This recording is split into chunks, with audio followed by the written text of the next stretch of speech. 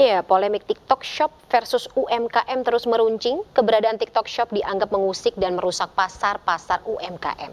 Jadi bagaimana seharusnya menyikapi polemik ini? Haruskah sepenuhnya dilarang atau kita perlu regulasi yang lebih jelas? Kami sudah ditemani pemirsa oleh narasumber dalam Ainus Malam hari ini, Direktur Bisnis dan Pemasaran Smesco Indonesia, Wentor Rahmada, kemudian penggiat TikTok Shop Alvin Iskandar, dan pedagang UMKM Bapak Henry. Saya sapa terlebih dahulu, Bapak-bapak semuanya, selamat malam. Selamat malam, Mbak. Baik, Malam, baik, malam, karena Mbak. baik, sudah hadir semua. Saya langsung saja ke Pak Wintor begitu. Mungkin bisa dijelaskan lebih lanjut begitu rencana dari regulasi terkait dengan penjualan di media sosial, salah satunya TikTok ini. Baik, saat ini Mbak Fani dan rekan-rekan semuanya, Kementerian Koperasi dan UKM, hampir setiap hari kami menerima keluhan dari UKM yang merasa dirugikan karena adanya praktek social commerce yang saat ini dilakukan oleh TikTok Shop. Dan salah satu hal sebetulnya yang mendasari ini adalah dikarenakan social media digabungkan dengan e-commerce. Ini akan memunculkan potensi yang cukup membahayakan bagi UKM kita karena akan ada monopoli traffic. Kemudian dari monopoli traffic ini akan sangat kemungkinan itu dimainkan melalui algoritma yang memang dipunyai oleh platform tersebut. Oleh karena itu, Kementerian Koperasi dan UKM saat ini masih terus melakukan harmonisasi dengan Kementerian Perdagangan untuk segera merevisi Permendag 50 tahun 2020. Oke, tapi memang terbukti begitu ya Pak Wintor bahwa penurunan omzet UMKM ini salah satunya disebabkan oleh penjualan di TikTok ya? Kami sudah menemukan beberapa bukti yang seharusnya tidak terjadi di platform TikTok Shop. Kami juga menemukan beberapa UKM yang memang mengeluh kepada Kementerian Koperasi dan UKM bahwa bisnis mereka turun, bahkan ada yang terbunuh karena ada TikTok Shop.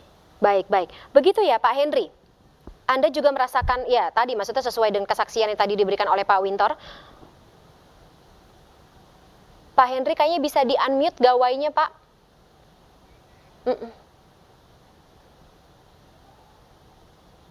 Boleh cek? Iya. Oke, monggo Pak Henry. Oke, terima kasih. Karena saya adalah pelaku yang terbawa. Saya adalah pedagang di Tanah Abang. Saya merasakan sekali itu TikTok ini sebagai badai yang kedua yang kami alami setelah COVID. Kami bangkit lagi.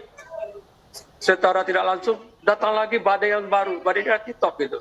Kami berhadapan dengan yang lebih susah lagi daripada TikTok ini, daripada COVID ini. Karena kami baru bangkit, kami dihantam lagi, dan ini benar-benar di luar dugaan kami gitu. Kami tidak bisa lagi berdagang seperti apa sehari-hari yang dulunya. Setelah COVID kami masih bisa naik pelan-pelan. Sekarang omset kami untuk 30% tidak sampai. Baik, Pak Henry, saya boleh tahu Bapak berjualan di mana, Pak? Pak Henry berdagang batik di mana? Saya berdagang batik di Tamrin City. Tamrin City. Jadi saya katakan 30% aja untuk mencari omset saya susah. Satu minggu tapi tidak ada pelaris. Sedangkan kami wajib membayar pajaknya, membayar IPL, membayar listrik, dan karyawan juga. Itu yang kami alami pada saat ini. Oke, Bapak tahu dari siapa? Salah satu penyebab gitu menurunnya omzet penjualan Bapak karena ada penjualan lain begitu di e-commerce atau di media sosial? Ya ini bukan rahasia umum lagi, karena semua orang, semuanya boleh kata beralih kepada sosial media ini. Saya juga nggak tahu regulasi benar nggak ini ada gitu. Apakah hanya TikTok ini sebagai media sosial aja, apa media sosial yang diomplengkan dengan perdagangan? Kami juga sebagai pedagang bawah tidak tahu aturannya ada apa tidak, pajaknya ada apa tidak. Sedangkan kami bayar pajak gitu. Baik. Itulah jangan kami UKM ini pedagang, karena dampak ini. Selain kami pedagang ini dampak kepada pengrajin juga. Kayak saya ada perajin 3 saya bina di Jawa, itu semuanya saya nggak ngambil lagi. Itu merasakan dampaknya. Baik. Mas Alvin ada tanggapan begitu? TikTok ya sebagai pegiat TikTok yang tadinya kita tahu hitah atau marwahnya ini adalah untuk berinteraksi begitu di social media atau di dunia digital, tapi sekarang beralih begitu menjadi tempat transaksi jual beli dan ternyata juga menyebabkan atau dianggap menyebabkan penjualan di dunia nyata gitu UMKM terimbas. Ya, kalau menurut saya untuk polemik ini memang di satu sisi ada beberapa saya sebagai penggiat TikTok Shop saya juga melihat dari beberapa banyak UMKM lain secara holistik gitu ya, nggak hanya ke dalam satu kategori. Itu saya melihat bahwa memang ada beberapa penurunan omset di beberapa UMKM kita, tetapi di sisi lain kalau kita lihat dari sisi lain itu memang juga ada beberapa UMKM yang eksistensinya terbantu dari digital ini gitu sih, Mbak. Jadi memang meningkatkan presensi di digital kan sudah menjadi suatu hal yang lumrah ya untuk dilakukan di era industri 4.0 sekarang ya. Jadi memang TikTok Shop ini juga cukup membantu untuk meningkatkan presensi untuk beberapa UMKM yang memang sebelumnya tuh susah buat dilihat oleh pasar gitu. Jadi memang kalau saya lebih setuju untuk regulasinya direvisi lagi gitu untuk mengenai batas harganya, batas marginnya gitu. Jadi mungkin dari segi regulasi bisa dicerna lagi. Kalau Tapi ditutup nggak kalau setuju, Mas Alvin? ya, Kalau ditutup gimana? atau di-ban begitu, kan ada wacananya pemerintah melarang penjualan jual atau ya transaksi jual beli dilaksanakan di apa tuh namanya tadi media sosial gitu, termasuk TikTok. Menolak? Setuju? Saya lebih setuju apabila regulasinya yang direvisi, bukan dihilangkan gitu sih, Mbak. Contoh Gitu, karena revisinya, kalau kita Mas. lihat dari sisi lain, banyak juga UMKM yang terbantu dengan adanya TikTok Shop ini, gitu. Yang presensi digitalnya menjadi sumber rezeki untuk mereka, seperti itu sih. Oke, revisinya contohnya gimana? Ya mungkin dari batas harga ya, karena kan sekarang yang menjadi masalah terbesar dalam TikTok Shop adalah harganya terlalu murah dibandingkan dengan e-commerce lain atau bahkan offline store gitu ya. Nah mungkin itu bisa dibikin regulasinya supaya ada batas harga atau batas potongan diskon yang bisa diterapkan dalam TikTok Shop gitu sih. Karena memang saya sendiri sebagai penggiat TikTok Shop, sebagai analisis TikTok Shop juga mengakui bahwa harga-harga dalam TikTok Shop itu kadang memang sangat murah gitu. Jadi mungkin itu yang bisa diatur Oke, baik. supaya gimana caranya harganya bisa dibikin lebih kompetitif dengan yang market lainnya gitu sih. Baik. Sebelum saya kembali ke Pak Wintor, saya mau konfirmasi begitu ke Pak Henry. Pak Henry, kalau misalnya dari kata Ya. Mas Alvin tadi, TikTok ini dianggap ya, salah satunya TikTok begitu, dianggap ada beberapa pedagang UMKM yang justru terbantu begitu dengan keberadaan TikTok. Pak Henry sendiri tidak pernah mencoba begitu untuk berjualan di TikTok atau bagaimana? Oh gini, saya pernah mencoba ya. Karena emang beda ya, beda marwah kita ya. Itu mungkin kepada anak-anak yang muda, tapi dengan produk. Tapi sekarang bukan itu masalahnya. Masalah coba tidak coba ya. Tapi kenyataannya bahwa UKM kita tuh belum siap untuk bersaing di situ. Satu lagi mengenai harga. Kita bukan orang yang tidak tahu juga ya. Bahan itu berapa harganya, berapa biaya produksi. Nggak mungkin lah. Itu ada produk yang nilai produksinya aja udah 45.000 dijual hanya 15.000. Saya rasa itu barang siluman itu. Tidak mungkin suatu barang yang kita hitung bahan dasar, tenaga kerja dan tublaunya 45.000 dijual jadi 15.000. Baik. Itu banyak terjadi. Jadi yang Panci pun yang dipermasalahkan, kita beli 150 dijual 30.000. baik. Itu kan sangat mengganggu sekali kepada UKM kita. Sedangkan kekuatan ekonomi Indonesia adalah di UKM. Oke. Jadi yang dipermasalahkan 5% yang menikmati TikTok ini. Oke, jadi yang dipermasalahkan adalah barang-barang yang dijual di TikTok ini harganya jauh di bawah harga pasar begitu ya, dan kok bisa? Ini berarti yang harus dievaluasi begitu. Sebelum saya ke Pak Wintor, kita tahan dulu ya Bapak-Bapak. Kita akan bacakan informasi yang berikut ini pemirsa. Akibat sepinya pengunjung, para pedagang di Pasar Tanah Abang mengeluhkan penurunan omset drastis hingga 70%. Sementara puluhan kios pakaian di Pasar Beringharjo, Yogyakarta maksud kami, bahkan terpaksa gulung tikar akibat omset yang turun hingga 50%.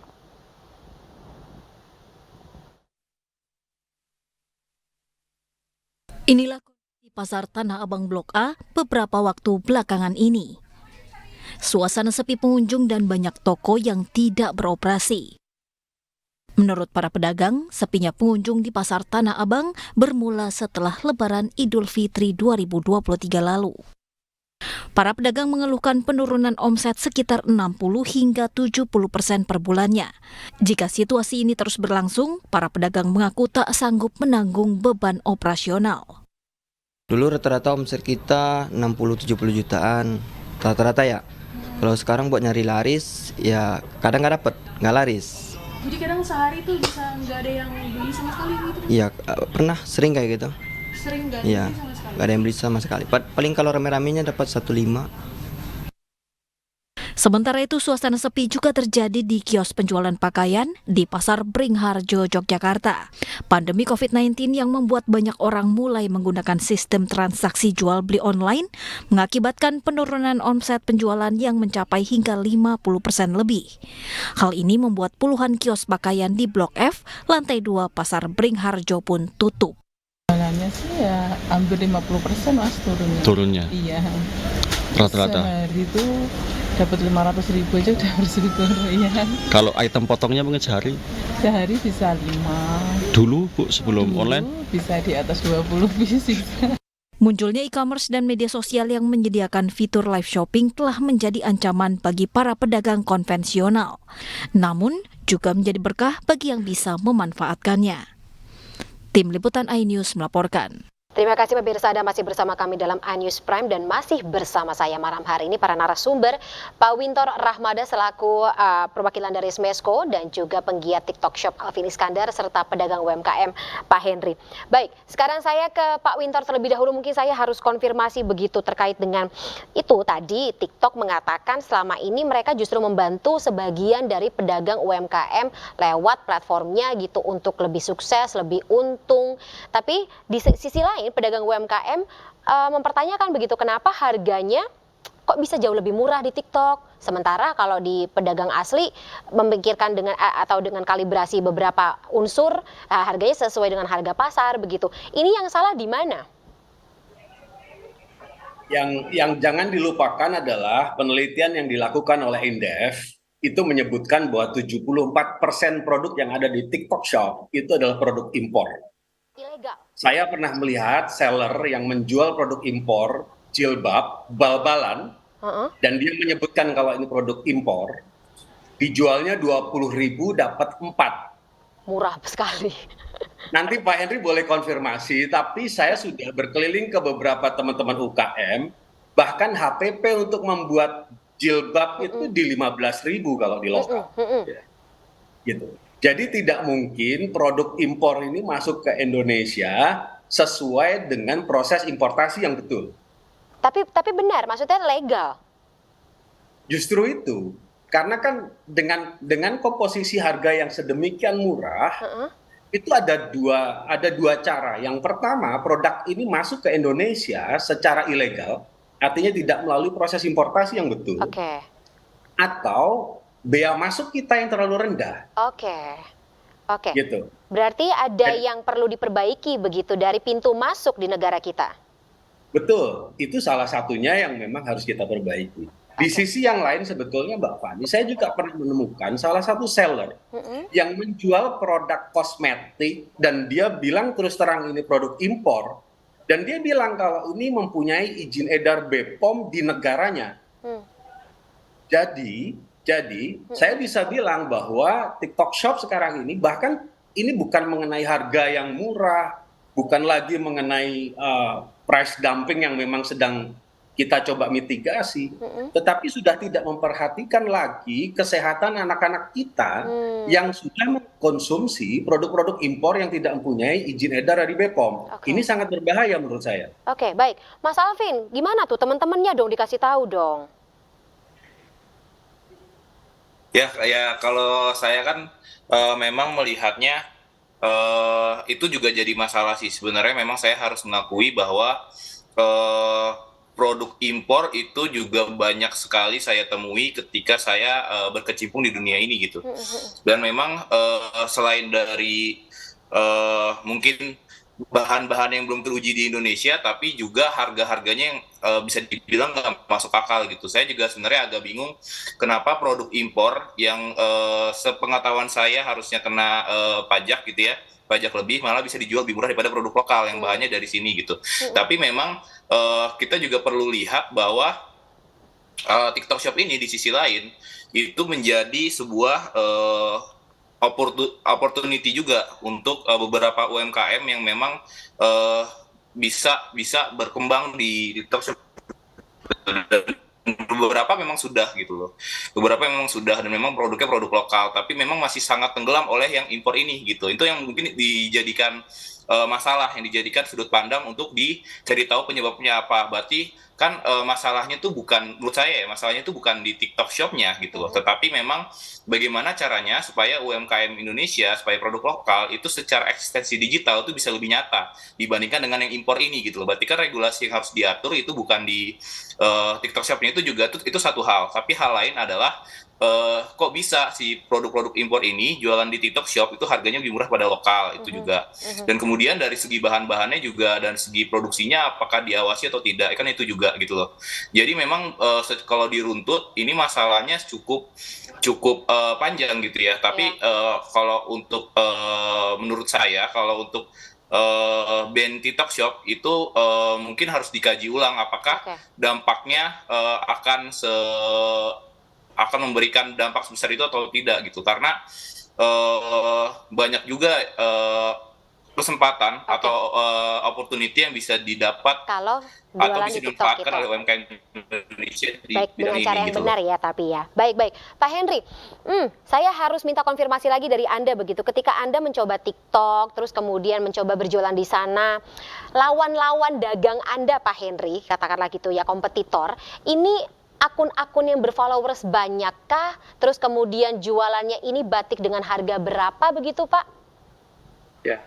Ya itu masalah problem yang harus kami hadapi semua. Selain kami juga gaptek ya, kebanyakan para UKM ini gaptek, saya yakin itu. Kedua, kita punya sinyal yang belum bagus juga supaya dukung. Pemerintah belum menyiapkan sinyal yang bagus. Kita pas kalah sama dengan yang pemain besar gitu. Satu lagi tadi mengenai harga. Kami itu suatu hal yang kami bingung sekali gitu. Kebetulan teman juga pemain tekstil, dia bilang dengan produk kayak gitu bahannya berapa sih? Itu bahannya aja Pak Henry 35.000 itu bahannya aja bahan baku. Kalau dia bikin baju itu kan habis 1,25 ya, 1,25 meter itu untuk baju lengan pendek. Bahannya aja udah habis 35.000. Belum jahitnya, jahit semurah-murah jahit, mungkin kapasitasnya murah pun 15.000 gitu. Itu udah 50.000. Kenapa dijualnya sampai 20.000? Itu suatu hal yang apapun yang kita nih itu tidak yang bisa main itu adalah pemain besar. Kalau pemain UKM rasa nggak ada yang akan bisa. Pokoknya ada ketidakadilan begitu ya. Khusus. Kecuali produk khusus. Seperti apa? Dia punya kerajinan yang unik yang tidak ada orang lain, bisa jadi itu. Baik. Berarti ada ketidakadilan begitu dalam penjualan. Oke, terakhir mungkin. Tidak ada sekali karena tidak ada aturan permainannya. Gitu. Baik. Terakhir saya harus ke Pak Wintor. Pak Wintor, ini juga ada perbedaan begitu, pandangan dari Kementerian Perdagangan dan juga Kementerian Kominfo terkait dengan bagaimana TikTok selama ini berjalan, terutama untuk transaksi jual belinya. Izinnya juga. Bagaimana Pak? Saya pikir hasil dari pertemuan terakhir kami semua sudah mendapatkan kesepakatan bahwa memang sosial media tidak boleh kita campurkan bersama-sama satu platform dengan e-commerce. Dan yang paling berbahaya dari price dumping yang tadi disebutkan atau dengan produk impor itu adalah algoritma. Algoritma ketika dimonopoli, algoritma ketika dimainkan untuk berpihak kepada salah satu produsen atau kepada salah satu brand yang berasal bukan dari Indonesia, ini menjadi sangat berbahaya. Algoritma itu ya. Saya berikan contoh Mbak Fani, tahun 2021, 5 penjualan terbesar brand skincare di Indonesia itu adalah produk lokal semuanya. Oke, Bapak bisa dipersingkat ya karena durasi kita terbatas sekali Pak Wintor. Maaf sekali.